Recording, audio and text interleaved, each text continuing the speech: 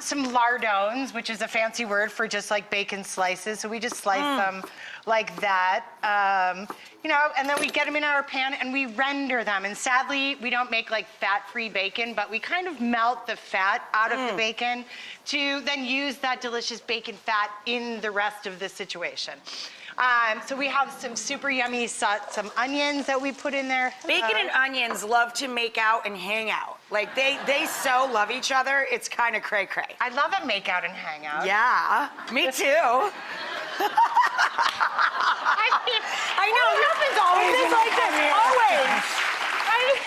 All right, so we're gonna throw rosemary in. Oh my gosh, this is a silly, silly day. Well, let's get spicy if we're gonna hang out and make out. Here, you want to chop some rosemary for me? And I'm gonna, wait, what's this thing? It's like a peeler and a brush. I think it's like my hair. Ride that wave, baby. Yeah. All right.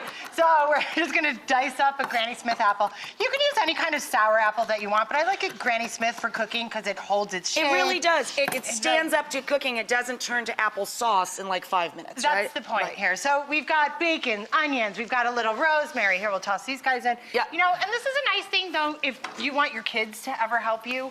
You know, kids can pick rosemary. They can peel apples. They can peel sweet potatoes.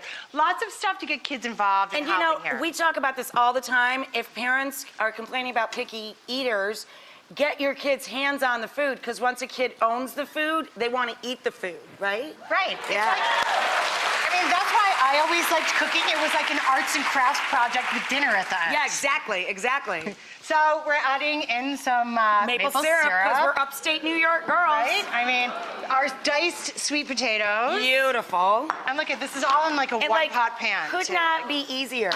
A little bit of chicken stock.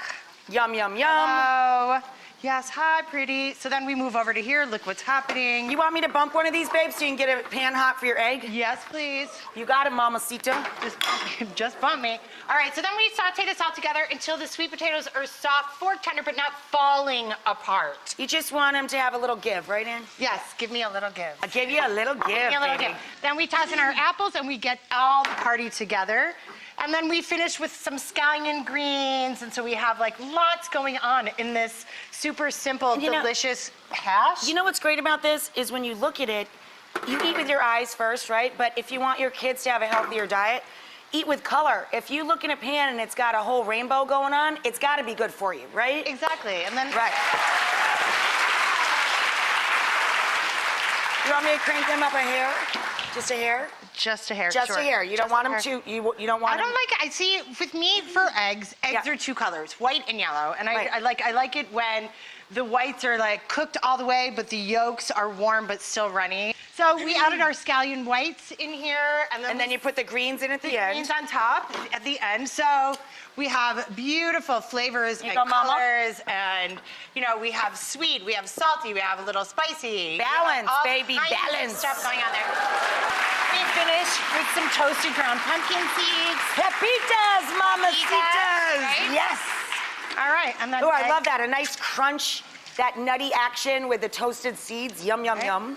So eggs. And then your eggs about done. One more second looking on those. Beautiful. So if you wanted to serve this as a side dish, you want to serve it for breakfast, you want to serve this for Thanksgiving. It's beautiful. It all works. And it all works. All grocery store ingredients. That's right. Nothing fussy.